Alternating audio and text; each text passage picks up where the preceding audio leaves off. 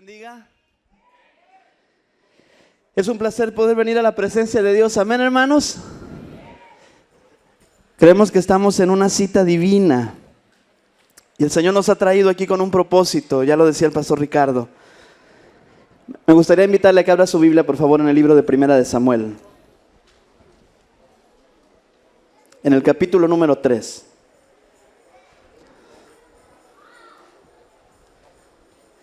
Si los niños pueden empezar a salir en orden hacia sus clases, ya sus maestros van camino hacia allá.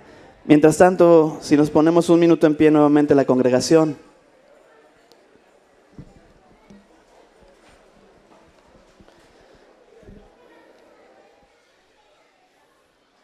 Conforme vaya encontrando el pasaje, vaya poniéndose de pie unos minutos más para leerlo. Primera de Samuel capítulo 3, vamos a leer versículos 9, 10 y 11.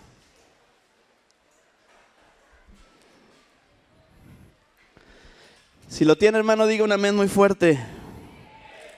Ok, vamos a leerlo juntos. Dice la palabra de Dios, Primera de Samuel 3, del 9 al 11.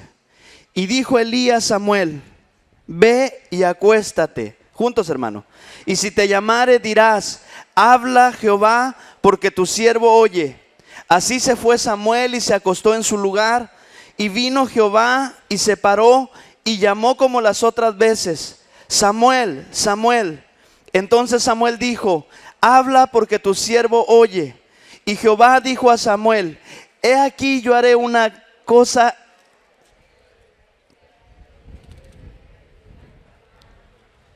Ok, muy bajito. ¿Le parece que lo leamos otra vez más fuerte, hermanos? 9, 10 y 11 juntos. Dice: y dijo Elí a Samuel: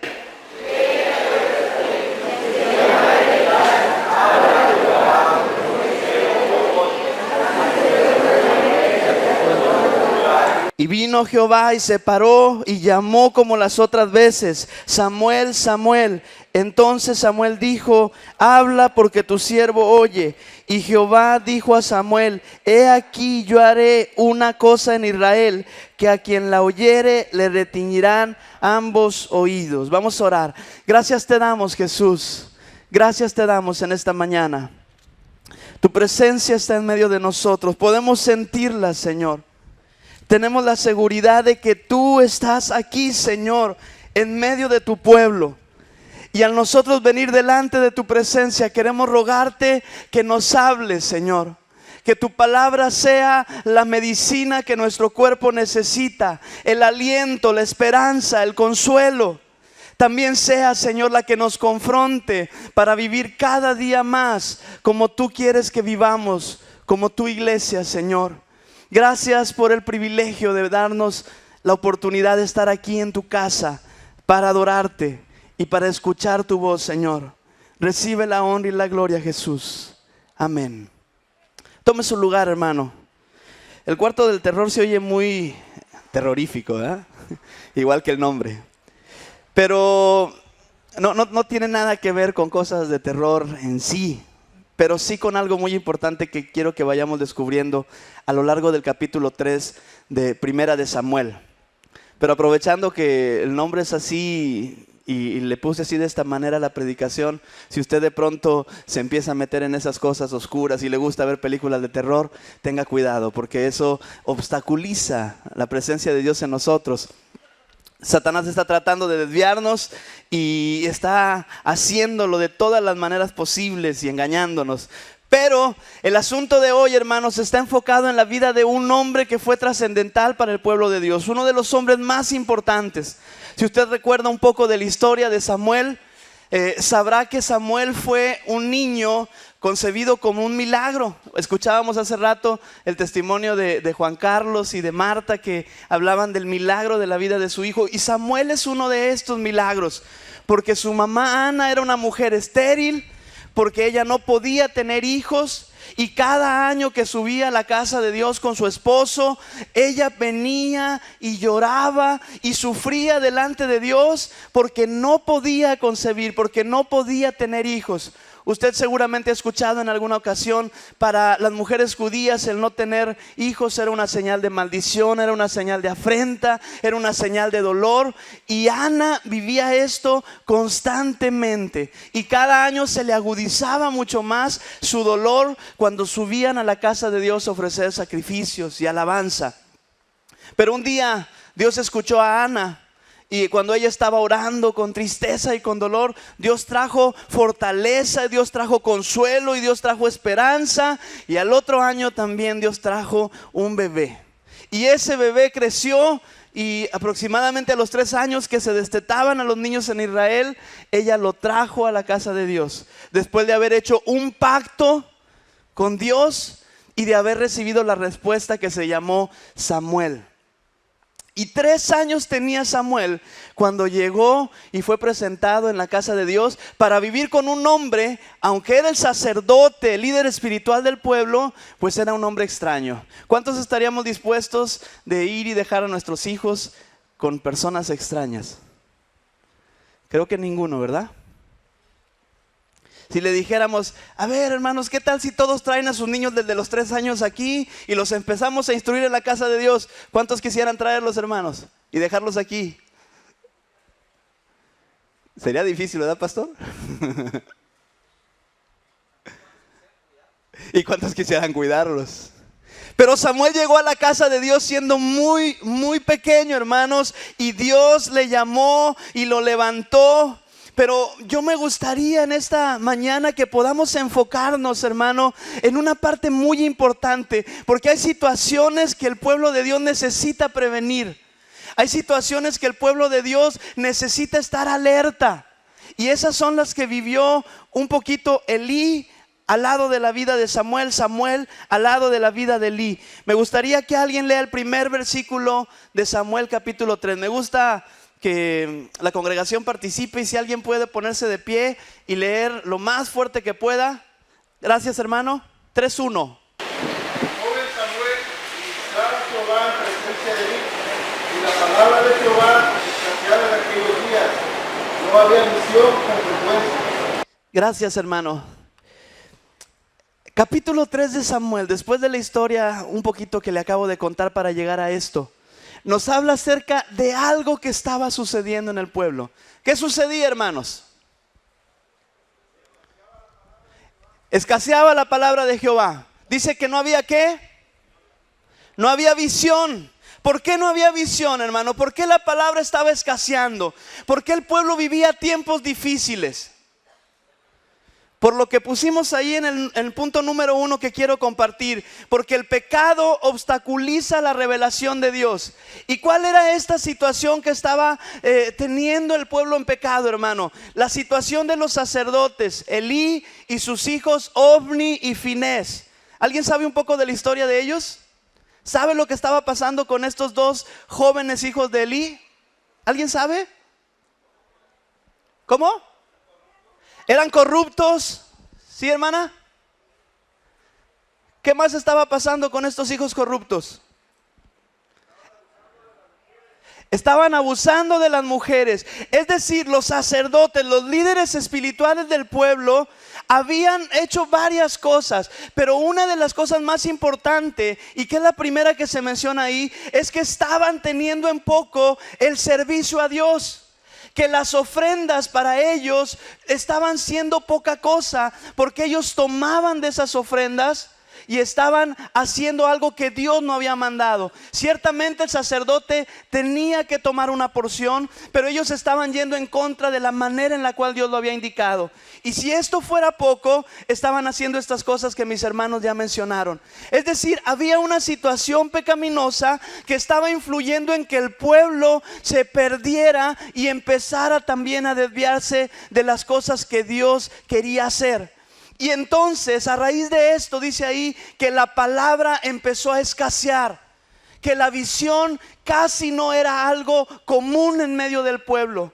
Y sabe una cosa, hermano, una de las situaciones que la iglesia hoy debe de tener cuidado es en erradicar el pecado.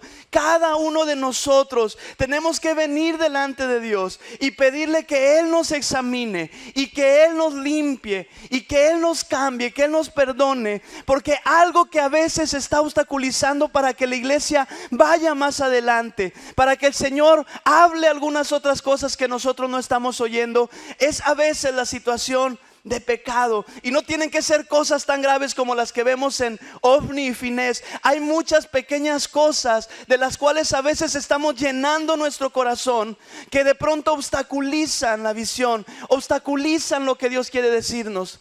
Y a veces nos encontramos en momentos donde decimos, bueno, ¿por qué ya Dios no me habla como antes? ¿Por qué no escucho tanto a Dios como antes? ¿Por qué estoy teniendo estas situaciones que antes no tenía?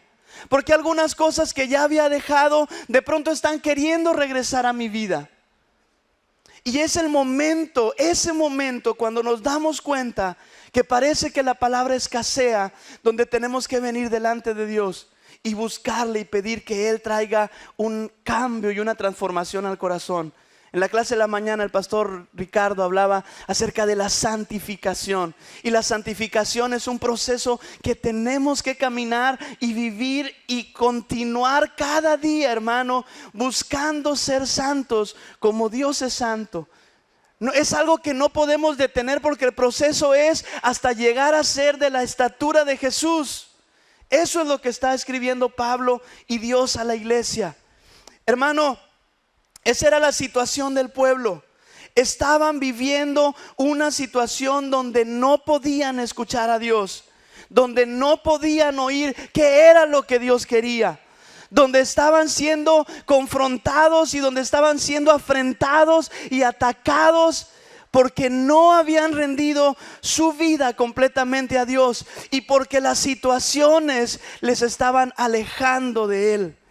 La iglesia necesita estar muy atenta cuando no estamos escuchando a Dios y cuando no estamos viendo lo que Él está haciendo y cuando no estamos alimentándonos de su palabra.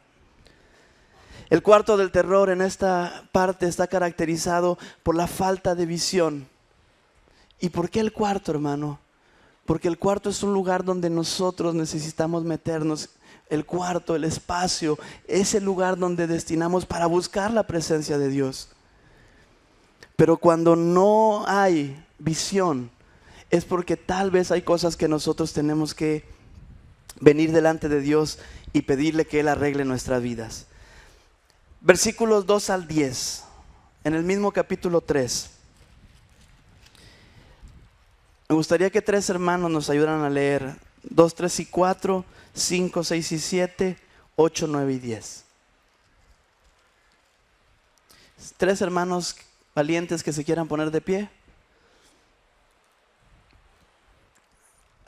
2, me falta 1. Un segundito, hermano. 1 más. Gracias, hermana. Empezamos acá con el hermano, los versículos 2, 3 y 4. Después con mi hermana 5, 6 y 7. Y allá atrás con mi hermano 8, 9 y 10. Adelante. Y aconteció un día que estando él acostado en su aposento, cuando sus ojos comenzaban a oscurecerse, de modo que no podía ver, Samuel estaba durmiendo en el templo de Jehová, donde estaba el arca de Dios, y antes que la lámpara de Dios fuese apagada, Jehová llamó a Samuel y le respondió, heme aquí.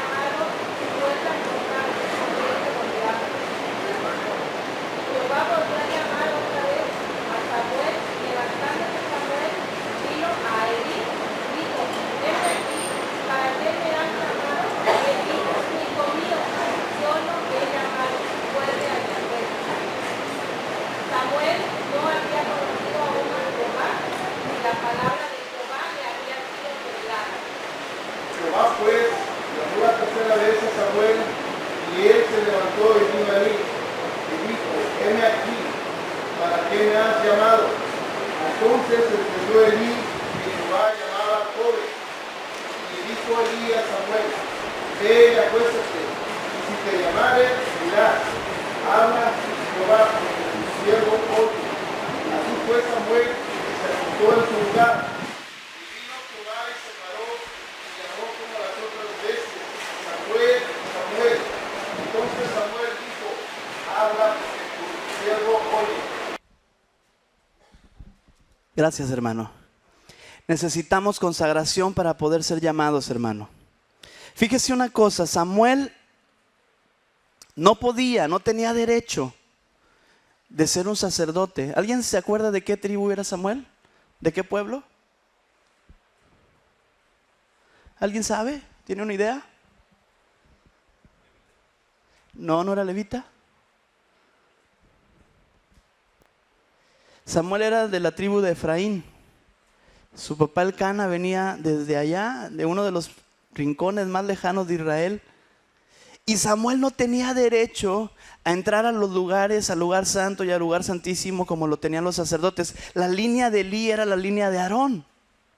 Pero Samuel empezó a escuchar una noche una voz que le llamaba, y él pensó que Elí le estaba llamando para hacer algo. Y 3 veces vino con Elí, y Elí le dijo, la última de ellas, entendiendo que era Dios el que le llamaba: ve, y si vuelves a escuchar que alguien te llama, di, habla, porque tu siervo oye. Hermanos, hay una característica que vemos ahí en la vida de Samuel. Y la situación era que Samuel, aunque estaba en la casa de Dios, aunque estaba sirviendo en el templo, aunque obedecía todas las cosas que Elí le mandaba hacer, Samuel no era una persona que tenía legalmente el derecho, porque no era del pueblo de Leví ni era de la familia de Aarón. Pero Dios empezó a llamar a Samuel, porque el asunto de todo esto, hermano, es que Dios no está tomando en cuenta nuestra posición, nuestro rango, nuestra familia, las condiciones en las que vivimos, sino la consagración que cada uno está queriendo tener para con Dios. Dios está buscando gente consagrada. Y aunque dice ahí que Samuel no había conocido a Dios, a pesar que le servía, Dios le empezó a llamar para darse a conocer a él. Cuando nosotros llegamos a la iglesia, muchas ocasiones empezamos a servir sin realmente conocer y haber tenido a veces un encuentro profundo con Dios. Algunas veces fue el encuentro de recibir la salvación, pero nos quedamos en ese deseo, en esas ganas, con ese amor salvador de Dios. Pero para servir al Señor, para responder y para escuchar su llamado, la iglesia necesita consagración. Y Samuel necesitaba aún más. Necesitaba no solamente servir a Dios, necesitaba él mismo conocer a Dios. Porque la gente que puede servir a Dios, hermano, es aquella gente que realmente se consagra. ¿Y qué es consagrarse? ¿Alguien sabe lo que es consagración?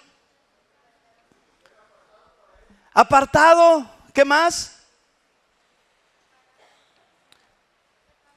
Ser separados para Dios. Esto también se refiere a santidad. ¿Qué más? ¿Alguien sabe o tiene una idea o qué cosa se imagina cuando escucha la palabra consagración? Comunión. ¿Qué más, hermano? Siga diciendo por ahí, aunque no vea quién lo dijo. Obediencia. Dedicación. Hay 3 palabras, hermano, que definen la palabra consagración. Algunas de ustedes ya las dijeron. Una de ellas es santificarse, y santificarse es lo que decíamos, apartarnos y dedicarnos. La otra palabra que habla de eso es nazareo, y nazareo era una persona que se apartaba y se consagraba para Dios. Y la tercera palabra que habla de consagración es llenar las manos. Llenar las manos con ofrenda era una de las cosas que hacían los sacerdotes. Entonces la iglesia necesita consagración. Tal vez Dios te ha estado llamando y no has podido saber qué es lo que Dios tiene para tu vida. Tal vez Dios ha estado hablando algunas cosas y no has podido saber qué es lo que tienes que hacer. Y muchas ocasiones, hermano, Dios te está llamando para que tú vengas y te consagres y le busques y puedas empezar a escuchar lo que Él quiere hacer para ti. Muchas veces tal vez no entendemos el llamado que Dios está haciendo. Pero la situación más importante es que podamos venir delante de Dios para escucharle. Amén, hermano.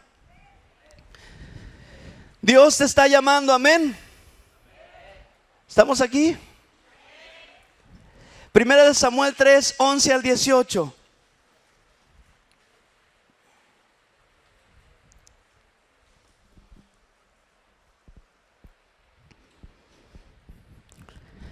Siga ahí con su vista, la voy a leer en la Nueva Traducción Viviente. Dice: entonces el Señor le dijo a Samuel: estoy por hacer algo espantoso en Israel.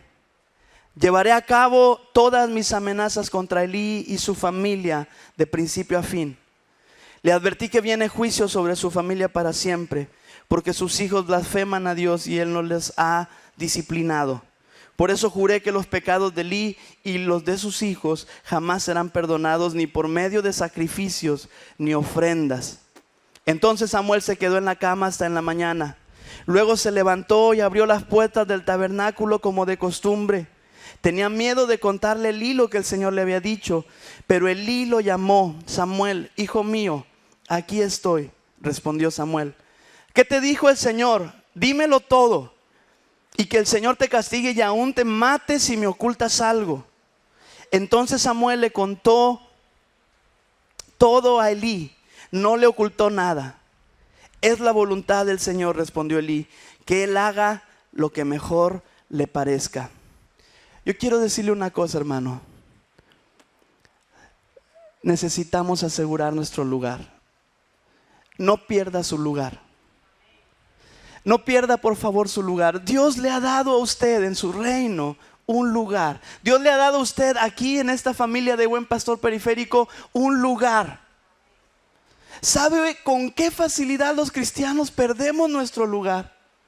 ¿Cuánta gente que viene a Jesús y tiene un encuentro con Él y se arrepiente de sus pecados y es tocada por Dios, decide regresar atrás y echa a un lado todas estas cosas que un día Dios hizo? Yo quiero decirle en esta mañana, iglesia, por favor no pierda su lugar, porque esta es la situación terrorífica que le pasó a Elí.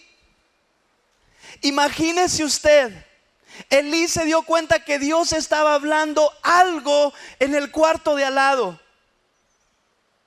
Pero ¿qué estaba pasando en el cuarto de Elí, hermano? ¿Qué estaba pasando en el cuarto de Elí?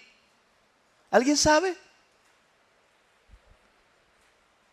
No estaba pasando nada.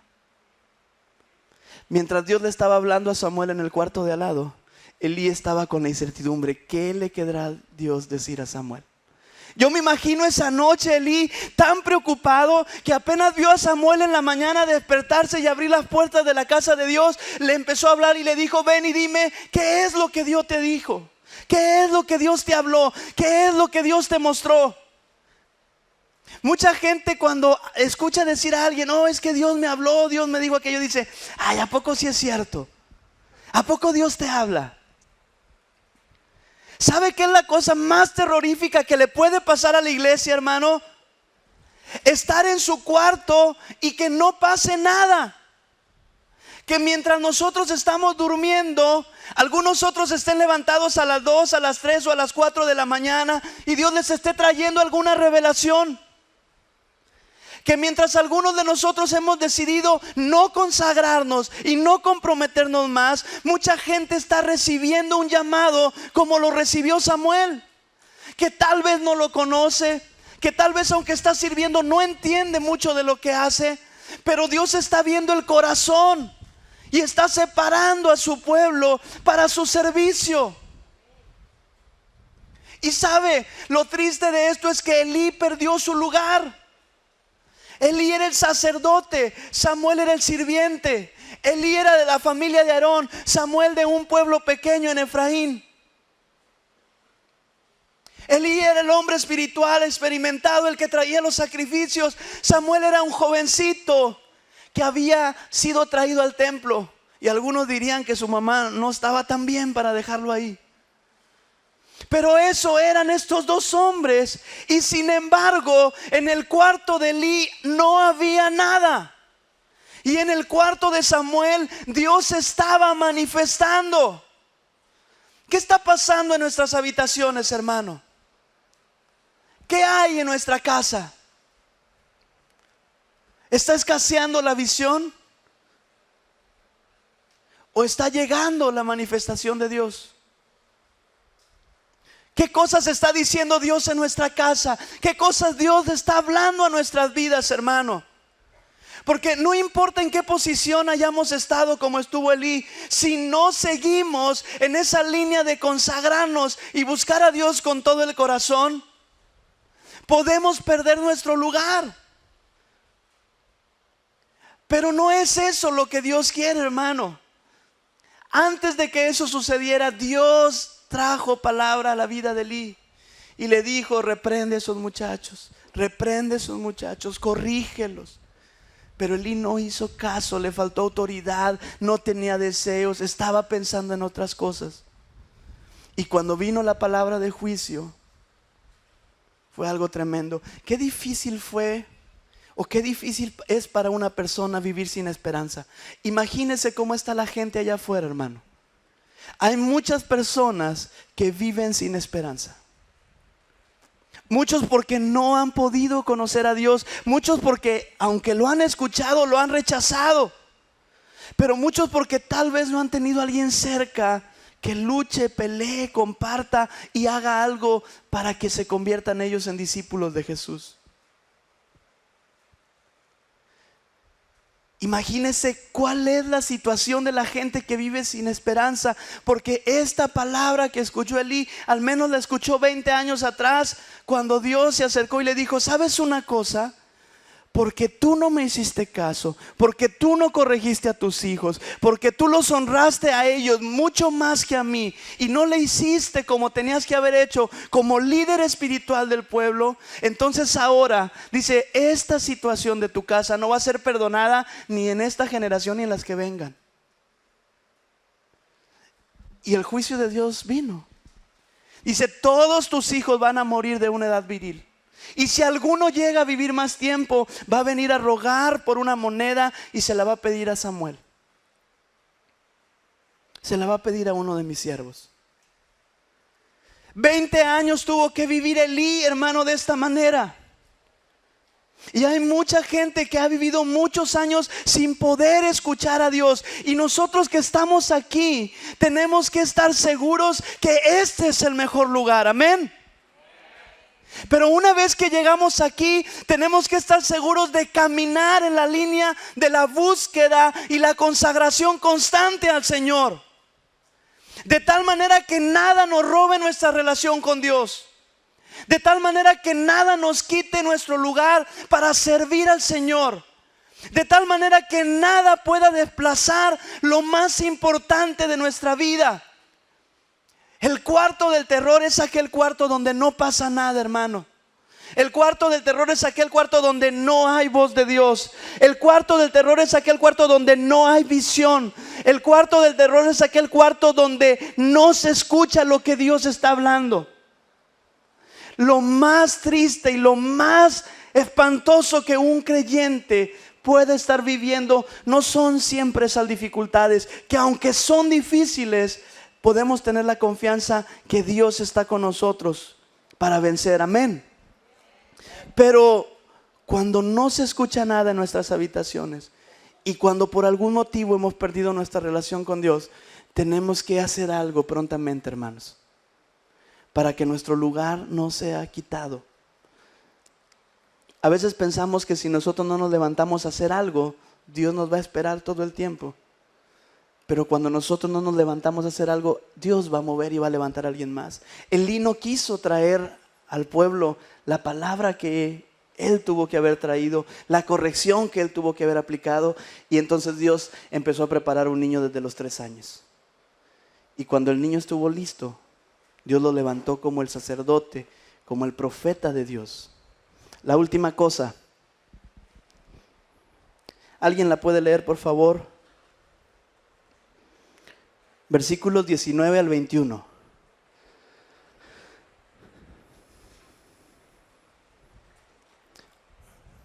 Gracias, hermano. Muy participativo, gracias.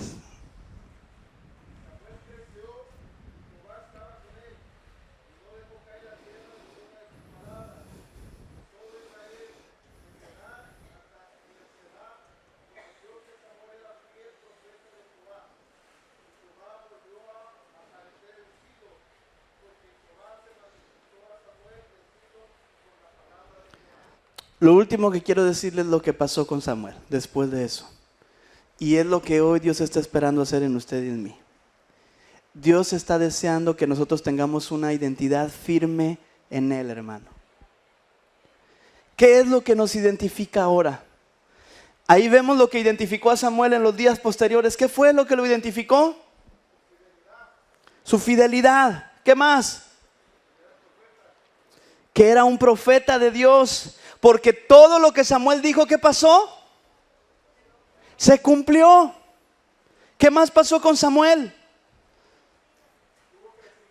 Fue conocido, tuvo crecimiento. ¿Y sabe qué más pasó? Samuel nunca dejó de tener la palabra de Dios, la visión de Dios, la revelación de Dios en su vida. Cada día de la vida de Samuel, él tuvo revelación y tuvo palabra y tuvo dirección de Dios, porque decidió consagrarse, porque aún desde su edad pequeña su mamá lo consagró y él empezó a servir y vivió en obediencia y vivió sujeto, y cuando Dios le llamó, él pudo responder. Y cuando él respondió, Dios empezó a darse a conocer. Y cuando él conoció a Dios, él supo que nunca más podría alejarse de él. Y no perdió su lugar, porque hasta el último día de Samuel, y cuando es sepultado ahí en Ramá, su ciudad, dice ahí que fue un juez justo. Hermano, ¿cuál es la identidad que tenemos ahora? ¿Qué es lo que nos identifica como hijos de Dios? Esta es la parte más importante, porque la iglesia necesita tener una identidad. Y no siempre la identidad está basada en el tipo de cantos que canta, el tipo de servicio o el tipo de trabajo que realiza.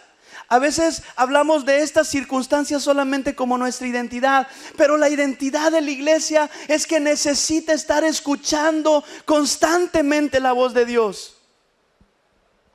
La identidad de la iglesia tiene que ver con esa manera en la cual está recibiendo de Dios y está obedeciendo a Dios.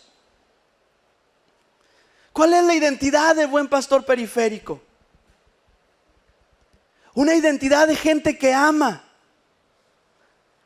Una identidad de gente que sirve a Dios. Una identidad de personas que escuchan y obedecen la voz de Dios. Esta es la parte que Dios quiere de nosotros. Dios desea, hermanos, que nos identifiquemos como siervos de Dios, que escuchan a Dios, que las palabras que declaran pueden ser comprobadas y que la gente que nos conoce sabe que somos personas diferentes. Dios nos está llamando a una identidad firme, pero una identidad que esté fundamentada en Él. ¿Qué pasa cuando no tenemos una identidad en Dios, hermano?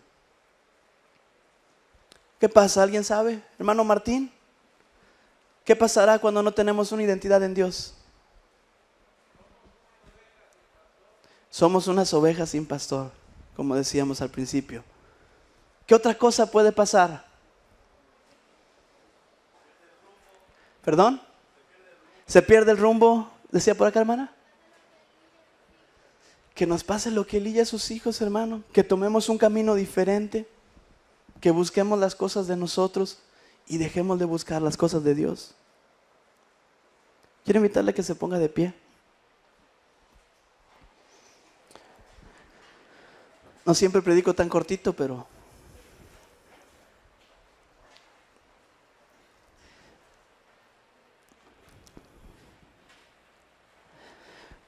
un cuarto de terror está lleno de personas que han perdido su identidad, como Elí la perdió. Seguía siendo en su posición un sacerdote, pero era un sacerdote que no podía escuchar a Dios. Y una de las características de un sacerdote es que no solamente traía las ofrendas por el pecado del pueblo, sino además de todo esto, era aquel portavoz de la voz de Dios. Dios hablaba a través de los profetas, Dios hablaba a través de los siervos, Dios hablaba a través de los líderes espirituales. Y Elí perdió su identidad porque ni los sacrificios que podía ofrecer como sacerdote eran aceptos por Dios por su condición de pecado. Pero además ni siquiera podía escuchar a Dios porque en su cuarto no había la voz de Dios. Y la iglesia debe temer mucho al no escuchar al Señor. Nosotros como creyentes tenemos que sentirnos temerosos cuando no estamos oyendo al Señor. Tenemos que sentirnos temerosos cuando abrimos la Biblia y en lugar de escuchar el mensaje de Dios, empezamos a sentir sueño. Tenemos que sentirnos en alerta cuando parece que la voz de Dios no se está escuchando. De tal manera que luego cuando viene alguien y nos dice, Dios me habló, dice, ay, ¿a poco? Parece que es algo tan extraño que Dios hable, pero ¿sabe una cosa? Lo más común es que Dios hable a su iglesia. Amén. Lo más común que decíamos ahorita es que el Espíritu Santo hable a la iglesia y afirme su identidad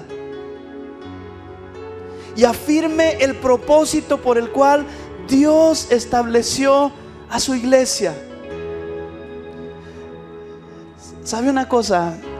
Aunque tengo 2 semanas apenas aquí, 3 domingos, hay algo que pasó extrañamente en mi corazón.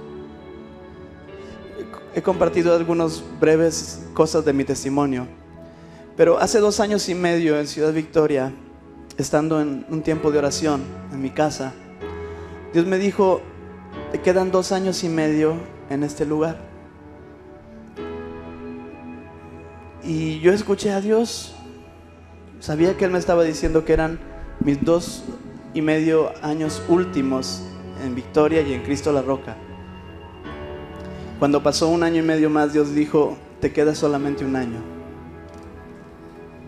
Y al llegar precisamente a este año conferencial, Dios reafirmó algunas cosas más y pasó exactamente lo que Él había hablado. Yo lo había estado mencionando en la iglesia. Cuando escuché esto, así tal cual yo lo comenté. Pero el asunto fue que cuando llegué aquí al Buen Pastor Periférico, no el domingo que vine, sino el martes que por fin llegó mi mudanza, el martes 9, yo sentí algo en mi corazón. El sentir estaba de esta manera ligado como un día cuando llegué 10 años antes a San Marcos, que se llama así la colonia, a la iglesia Cristo la Roca, y empezamos el trabajo en ese lugar. Sentí exactamente lo mismo el martes 9 de agosto que llegué a Reynosa definitivamente. Dios puso algo en mi corazón como si les conociera a ustedes desde hace mucho tiempo. Y no les estoy diciendo para hacerles la barba. Dios puso un amor por ustedes que no los conozco, pero que siento que les conocemos hace mucho mi familia y yo.